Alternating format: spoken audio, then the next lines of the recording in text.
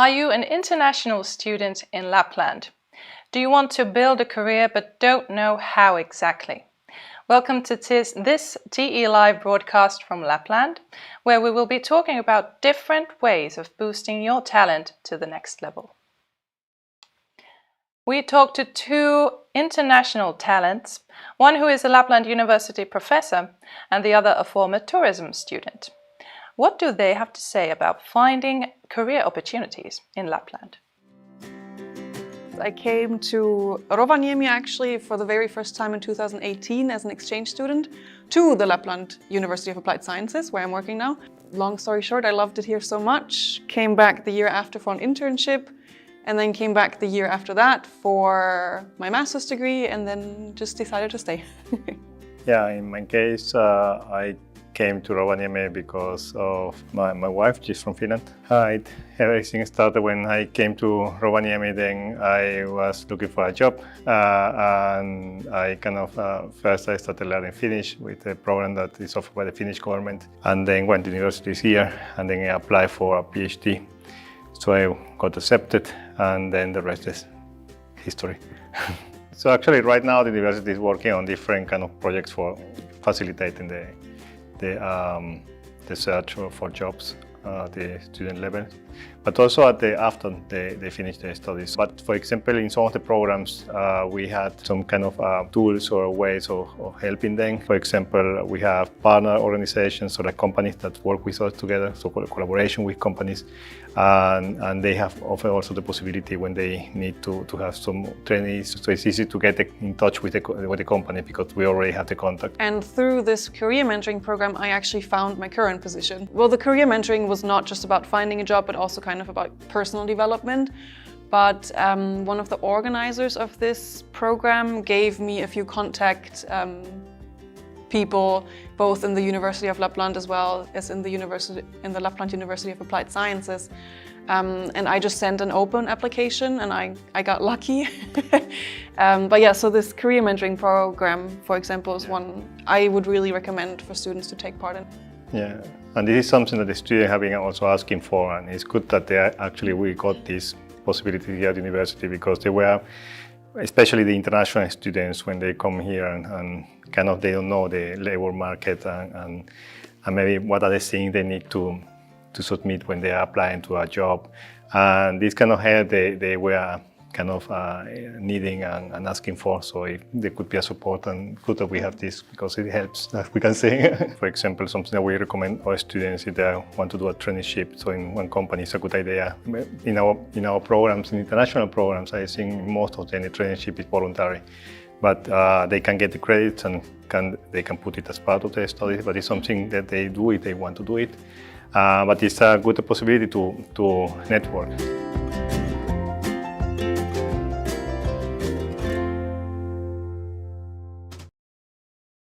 So sharing us insider information about the top career opportunities in Lapland, we have CEO of Lapland Chamber of Commerce, Liisa Annala. Hello. Welcome. At the Lapland Chamber of Commerce, you represent the views and opinions of trade and industry in Lapland, so you work closely with the employers. What qualities are they looking for right now in employees here in Lapland?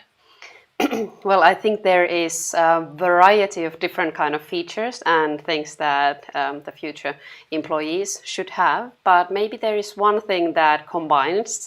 It's the open-mindedness and possibility or skills to learn more. The world is changing very rapidly at the moment, so we need employers who can really come here and change the world with us. Right. So, as a reminder for you, our viewers, feel free to take part in the conversation via the chat. Liisa will be answering you later on, together with a former Lapland University student of tourism, Elena Beuttner. Well, thinking about the development of business structure here in Lapland in the next 2 to 5 years, which areas of work or study are the way to go if you wish to make a more permanent career here in Lapland? Well, there are 3 fields that I would absolutely recommend, because those are things that are already strong, but they are getting stronger. They are tourism, very obviously, but also mining sector. That is one solution for the green transition of and carbon neutral society. And then also forest industry. So tourism, mining and forest industry. Those are the things that are growing most rapidly at the moment. Yes, and you can study all those here in Lapland.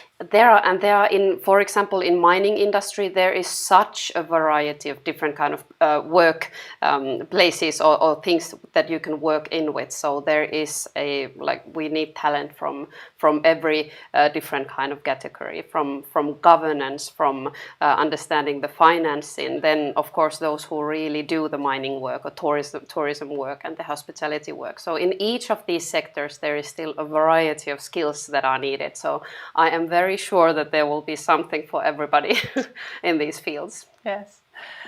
So searching for a job as an international talent comes with its own challenges. Let's take a look at what Elena and José-Carlos had to say about this. Basically, the job seeking was just me writing many applications to many different safari companies, because that is the main kind of job market that's open for students. This is actually like a living lab in that sense that you come to study at university tourism, but also you see tourism everywhere, and you have the possibility to work in tourism, and this is actually also part of the learning experience here. I could mostly find very seasonal jobs in the tourism industry, so that goes mostly from like November until March. And yeah, in the end I worked as a guide, but I also did some sales at a local safari company.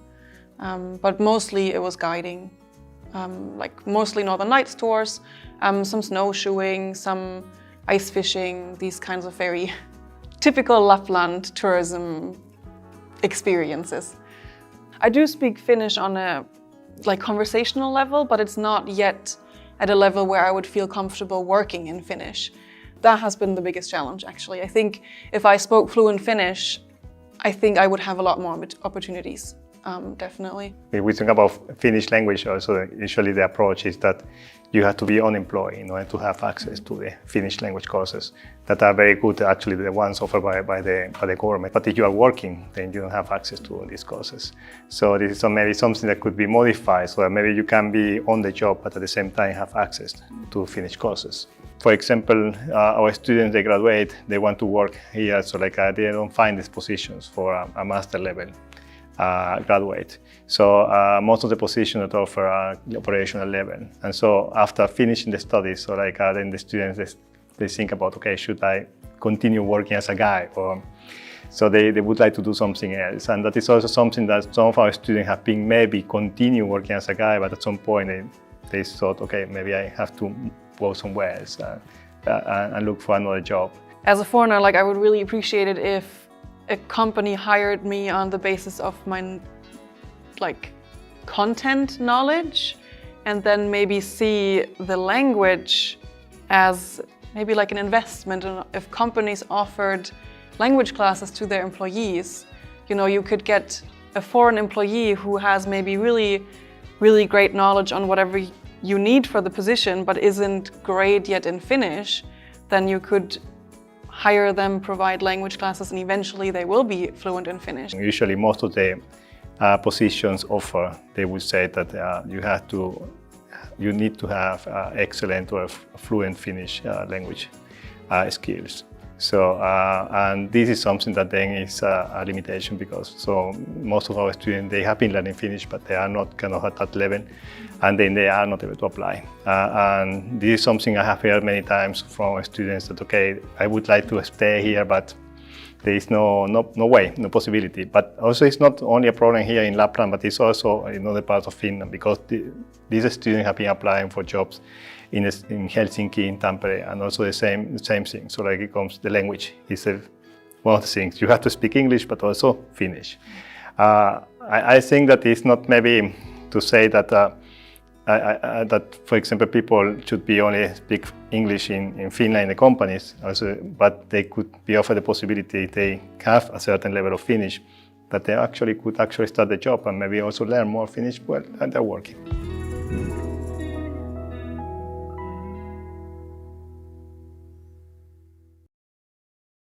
So Liisa, José-Carlos and Elena were talking about having to speak fluent Finnish in order to get a higher level job in Lapland. What is the company point of view regarding that challenge?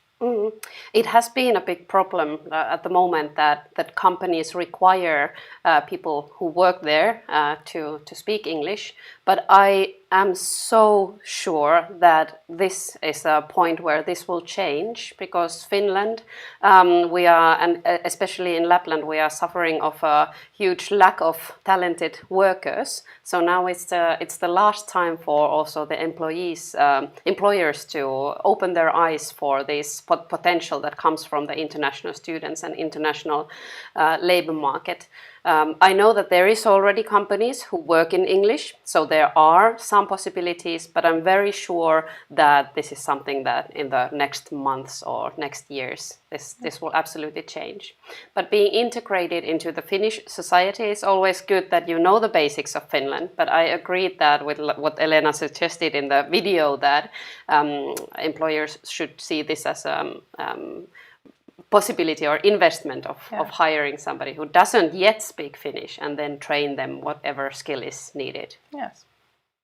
So regarding salaries, how do wages in Lapland compare in relation to the rest of Finland and even to the rest of the world? Most of the fields of employment in Finland, there is this kind of national contract that the wages are almost the same type of level in throughout the Finland. There might be some differences between Helsinki and other areas. The capital city area is always more expensive to live in, so the salaries are a bit higher in there as well. And then if there is a field of work which is suffering from a lack of workforce, it also pushes the salaries a bit higher. But living in Lapland is quite affordable, so I would say that you will get more left out from your salary if you work in Lapland after all the expenses like housing and so on. Yes. So don't forget to join in the conversation via our chat. It's still open for all your questions and comments. Cultural differences can be, of course, challenging as well, but also a bit weird. Let's hear what Elena and José-Carlos had to say about this. You kind of have to know in Finland that it works on connections and on the network, and that maybe not every position is advertised online. During the career mentoring program, we learned that in Finland, work experience is usually seen as more important than educational experiences. And so one very specific thing that we were told is that in your CV, you should list the work experiences at the top and then your education as a second. I think you should always kind of send your application, so like even if you think that maybe you don't have any possibilities, because I have had many stories where actually people were thinking, and also myself, I was thinking that maybe I don't get this position, I don't get this grant, and then at the end you got it. And in Finland now I feel like a lot of things are left to your own decision. Like when I took over this event that I'm coordinating now, it's I kept asking my colleague, like, oh, how should I do this? How should I do that? And she always said, well, it's your decision. And to me in the beginning it seemed a bit almost a bit scary in a way, that like, oh, like I'm entitled to make this decision. So that's something that you have to get used to. But in Germany, it's kind of like you have a very strict hierarchy, and you have to, if you're like in the lower hierarchy, everything you do needs to be checked with your boss. You have more flexibility, as Elena was saying, but also then you're committed to finish the task you are working on, and that way you can be sure that if somebody says, okay, it will be ready on Monday, then it will be ready on Monday. So it's kind of very flexible in the sense, the working culture, but there are certain things that are kind of, I wouldn't say strict, but there are things that actually, it's like a routine that you have, and it has to be. So like people may complain, maybe you don't have it. So like the coffee breaks, 15 minutes in the morning, 15 minutes in the afternoon, is something like is a routine. So you go to there. They always came to pick me up. Hey, let's go have coffee. Maybe I don't want coffee. Yeah, but it's coffee time. So like, let's go to have coffee. So I get used to that kind of what's interesting.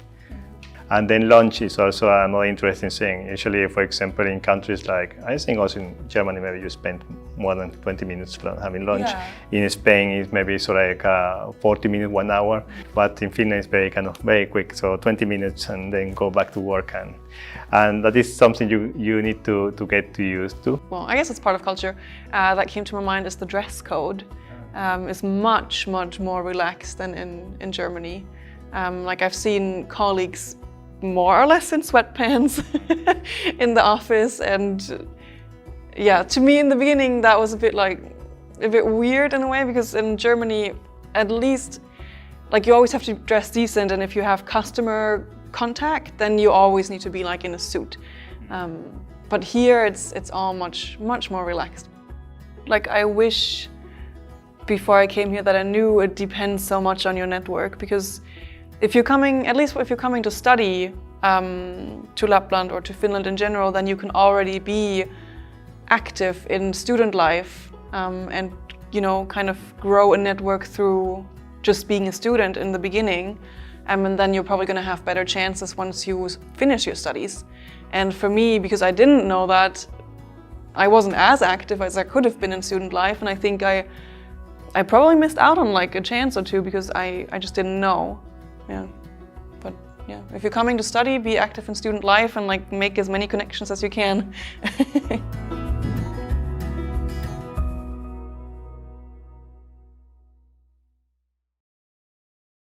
So before we dive into the chat, which you, our viewers, still have plenty of time to take part in, let's ask some pro tips from both Liisa and Elena, who has joined us here at the studio. Welcome.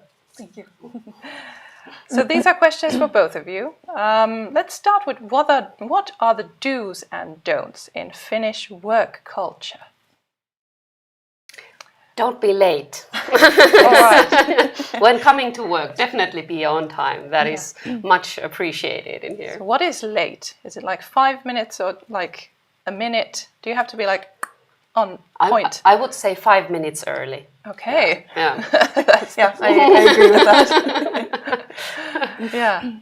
Any other things that come to mind? Yeah, some things were already mentioned in the video, but one thing that I can also think of which goes into the same kind of direction is if you make a statement, then stick to it, because usually in Finland I've made the experience that whatever you say is taken as like 100% that is going to happen. So like José-Carlos said in the video, if you say something is going to be done by Monday, then be sure that you have it done by Monday. Because people will rely on that, or like they will trust you. That was one thing that came to my mind. And then the other thing is that I would say do send open applications, because yeah, like also was said in the video that some positions might not actually be advertised online. So I would also say just take the chance, send open applications, and maybe something will come of it. Yeah. So what are the best ways of networking in Lapland, especially? I absolutely agree with Elena says also on the video, that participating in the student life during the studies, that is absolutely the way to go. Like already creating your networks and getting participating in events and fairs and things like that. I think especially in Lapland, it's very easy to get to know other people, because it's a community anyway in here, and because there is so few people compared to big European cities or cities worldwide. So it's easy to get to know people, but you just have to go out there and participate, and it will start building from that. Is it easy? Yes, in a way. Like I said, I just didn't know that a lot of it depends on your network, so I didn't participate in everything. But yeah, there are many student events or like projects that you can participate in as a student. For example, I've done a similar kind of webinar last autumn, where we also were giving students tips on like how to study in Finland. If you participate in things like that, of course you get to know people, and that might help you later on once you are done with your studies. So, what do you want to know? Let's ask your questions next.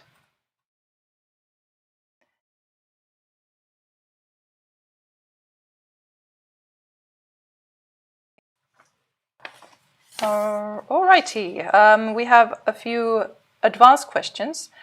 Javi from Spain asks, how easy is it to start my own tourism company in Lapland? I would say that it's quite easy. Like the establishing of the company is quite easy, but of course, then getting the audience and the customers who pay for your services, that is the trickiest part. But maybe social media can help nowadays quite a lot, also to reach out for for those who are, for example, visiting and coming to Lapland as tourists. Yeah. And services for entrepreneurs, do you have like some sort of tips where to turn when you are actually building your own company? I think there are so many different organizations who can help. Like Business Rovaniemi is always like for that person who is just starting a company. Like you will get all the information from there. Also, I think their services can be a very good help for you to figure out all these a little bit bureaucratical stuff as well. What you have to do before establishing a company. Yeah. Lucy is interested to know more about other fields besides tourism. What are the highest paying industries? This also maybe is a question for you, Liisa. I think already the mining sector might be paying quite well, because also talent attraction is very important in there. So I would say that those are definitely not the worst salaries that are paid. I think mining is coming after that, and all kind of fields where you need to use your expertise. That is always something that employers will pay more if you have some kind of skill that other people don't have, and that you can also raise your own salary by having this kind of special talents. Yeah. Mark is asking, who exactly is an international talent? Are every foreigners international talents? Does Elena have a view on this one? I would say maybe this relates a bit to what Liisa said, that if you have something, well, everyone is a talent, but if you have something very specific that you have studied or that you have learned, or then of course maybe you have better chances. And I think what's also important maybe to know is that sometimes not only your education and your work experience can count, but also maybe something that you have learned through a hobby or like a free time activity, that maybe something you learned there you can bring into whatever job you're applying to. Absolutely, your personal interests can also be your very good selling point. Yeah. So, but foreigners are international talents. Maybe do we agree on that one? Yeah. I think that is what the word is used nowadays. Yeah. Of course, like also international talent can be somebody from Finland going abroad and being international. But now in this, what we are talking about, the international talent, it's especially those people who we are trying to attract to Finland. Yes. Thank you for your questions. And if you think something was missing from this conversation, then go ahead and send your questions via the chat, which is open for another 10 minutes. And Liisa and Elena will answer you in writing if not right now. But Elena and Liisa, why do you think international students should come to Lapland right now to build their careers? I think Lapland provides very unique platform for creating a better world. We know that the climate is changing very rapidly, and we have a big process of green transition going on. So now Lapland is a place where you can really influence on things and be like part of being solutions for the change for the whole world. Because of the mining industry, because of the tourism sector is rapidly changing into sustainable tourism sector. The forest industry is producing biomaterials that will be replacing plastics and so on. So this is something that like you come here to change the world. Yes. What about Elena? I agree with that. I was going to say I have 2 points that I can think of. The first one being that, especially having lived in Rovaniemi for the last 2 years and also already before that for a few months, it really feels like this area is in so much development at the moment. Like since the first time that I came to Rovaniemi, there's been so many more restaurants and bars popping up in the city center, and so many more services that have developed over the time since the first time I came to Lapland. And so it really feels like it's an area that's up and coming in a way, so that's always good. And then the second reason, at least for me personally, I really love the nature here. You have the nature at your doorstep. You can, after work, go for a walk, go for a hike, and that really brings like a whole other quality of life, I think. Exactly. Good reasons. Thank you for you both for being here today. Thank you. Thank you. So Lapland is a unique place to build a career and a life. Some job opportunities are listed behind the link that we have put in the chat, but as you heard in this broadcast, open applications and networking, those are the magic words here in Lapland. Thank you for watching this TE Live. We bring you broadcasts about open job opportunities and general information about work life. Please give us feedback via the link in the chat so that we can continue making broadcasts that interest you. You can also follow us on Instagram and Facebook under the name TE-live Lappi. I wish you lots of luck in finding your career paths, and as we say here in Finland, moi moi!